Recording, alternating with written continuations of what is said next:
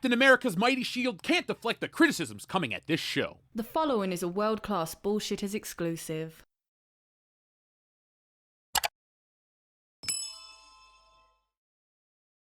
The pumpkin spice latte of television is here with Agatha all along. Originally Agatha House of Harkness, then Agatha Coven of Chaos, this identity-confused show has just dropped on Disney+. With writing sharper than a spoon and characters so diverse you'll give even the staunchest feminist a boner, Agatha All Along is here, it's queer, but most importantly, it's boring. They say you should start a review with a positive. Well, the show features Deborah Jo Rupp, aka Kitty Foreman from That 70s Show. She's always great and she is here, so it's got that going for it, which is nice, but with that out of the way, let's talk about this show. The worst thing a TV show can be is boring, and Agatha All Along is painfully so. I've sat through all the Marvel movies and most of the shows, but this takes the cake. I took literal breaks when watching this show. That shouldn't happen in a 30-minute episode, but each moment was so frustratingly boring and pointless that I found myself doing menial chores instead of resuming the show. It was that much of a chore. Imagine my surprise when I remembered that there were 2 episodes. Lucky me. This video will cover the first 2 episodes of the show, but come back next week to see if I survived the boredom. In episode 1, Agatha Harkness, now Agnes O'Connor, takes center stage as the focus shifts to her life before and after the events of WandaVision. This explores her origins and her centuries-long quest for power. God, that's the theme with all these female-centric shows. This and The Acolyte are all about the same thing, jilted witches and their quest for power. More on that later. This episode starts off as a true crime television series, where all the characters chew the scenery and lampoon procedural television. The Dents will praise this as brilliant, but you'll roll your eyes. It's terribly cheesy and frustrating. It's not funny, it's just bad. You'll know that it's not reality and it's irrelevant to the plot, but you're stuck watching the creators' attempt at humor. Agnes O'Connor, is investigating a dead body. Back at the police station, she's met by federal agent Aubrey Plaza. They have a sexually charged interaction that makes you wish you were watching these actors in better roles, because the writing misses the humor in what they're attempting to lampoon. Later that night, Aubrey Plaza goes to Agatha's house to discuss the case, but is interrupted by an intruder. Agatha catches the intruder, takes him down to the station and interrogates him. Then there's a break in reality, and she goes to the morgue where she finds the body of Wanda Maximoff. After another Aubrey Plaza sighting, Agatha wakes up. She then goes outside, gets some exposition from her neighbors, and acts like a major witch, all while in the nude.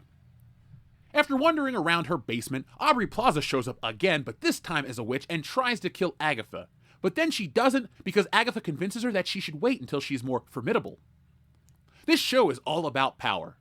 What else could possibly interest these people? Forget nuanced storytelling, personal growth, or, having actual human emotions. No.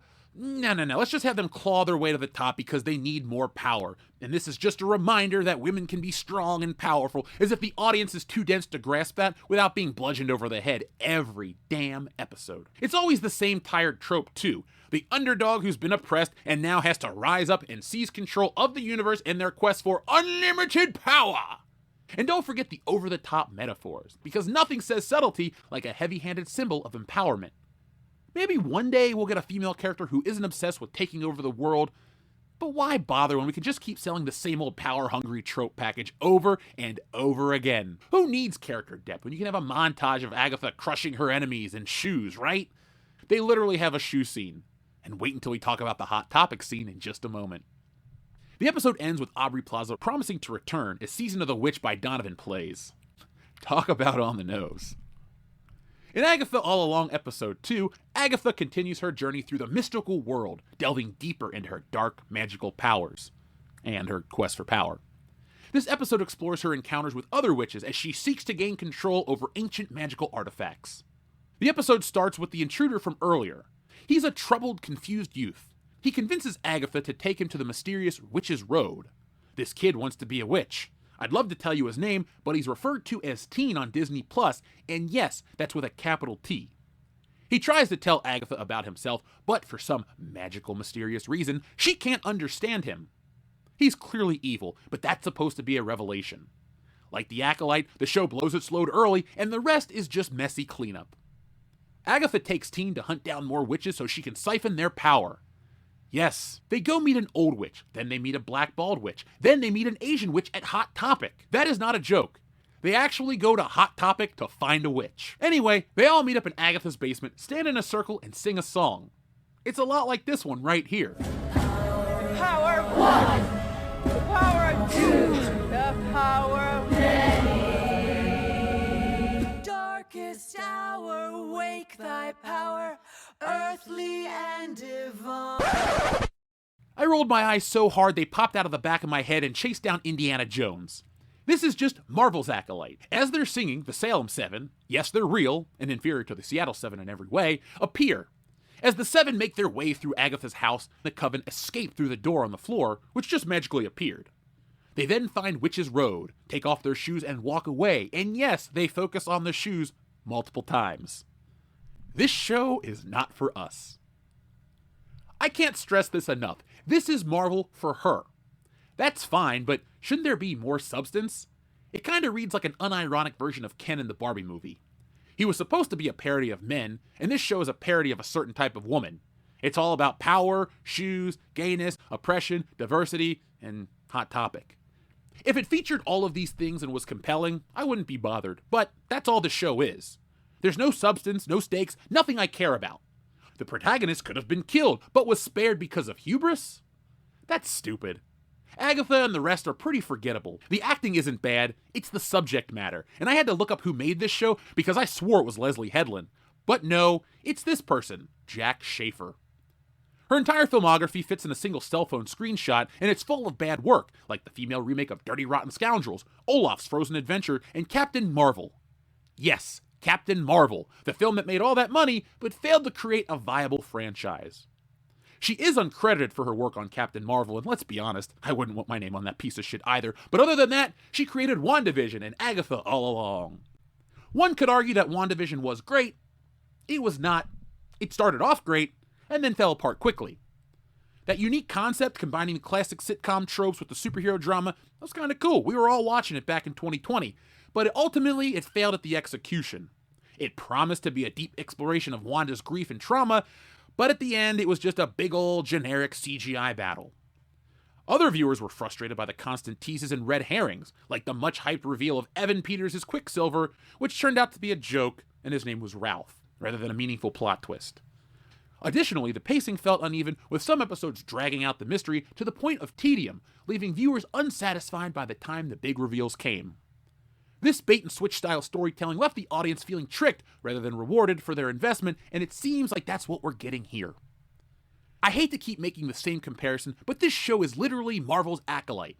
Same themes, same tone, same push for diversity. Instead of the Jedi being diverse, it's the witches. There's the old one, the black one, the Asian one, the gay one, and they're all led by the white woman. The Acolyte is just another show that asks, hey, what if we cranked up the power-hungry woman trope a notch and threw some witchcraft in there for some extra pumpkin spice? Because clearly that's the only thing that can make this story more riveting is throwing magic into the mix. Nothing screams originality like mystical women manipulating dark powers for their own gain. Because in Marvel or Star Wars, you either float rocks or you're some evil scheming witch obsessed with domination. I mean, who needs a good story when you got a cauldron, a thirst for the dark side, and pumpkin spice lattes? And of course, witchcraft, because what's more empowering than women wielding magic to grasp for power? It's not like this theme has been beaten to death in every fantasy and sci-fi show ever. These shows do it best and remind us that women can be dark, mysterious, and treacherous, because clearly that's the only way to portray them interestingly. Add some ancient evil and sprinkle in some black magic, and voila, you got yourself an edgy power struggle. We could play a game, Acolyte or Agatha.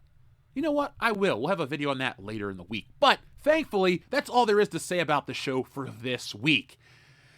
Oh my god, what a chore. And what about the score? Well, I'm not going to give you a number. I will at the end of the season, but for now, Agatha All Along stands among the best cures for insomnia. Put this on and fall asleep within minutes. So folks, what did you think of Agatha All Along? Are you watching it? Let me know down in the comments below. Here are your 3 questions for today. 1, what is your favorite Marvel movie? 2, what is your favorite Marvel show? And 3, are you still watching Marvel content? I'd venture to guess you're not, and you probably gave up a long time ago. But either way, let me know down in the comments below. And if you have no interest in watching this show, but you want to keep up with everything, subscribe to WCBS. We will give you a review each and every week of this show, as long as it doesn't kill me, or I drown in the pumpkin spice of the show. But until next time, folks, wish me luck. I got a lot of other stuff to do.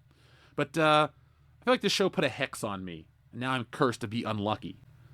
Well, I already am unlucky because I had to watch this piece of crap. So folks, thank you for watching. I'll be back next time with more. But in the meantime, be smart, be safe, be cool, but always be excellent to each other. All aboard?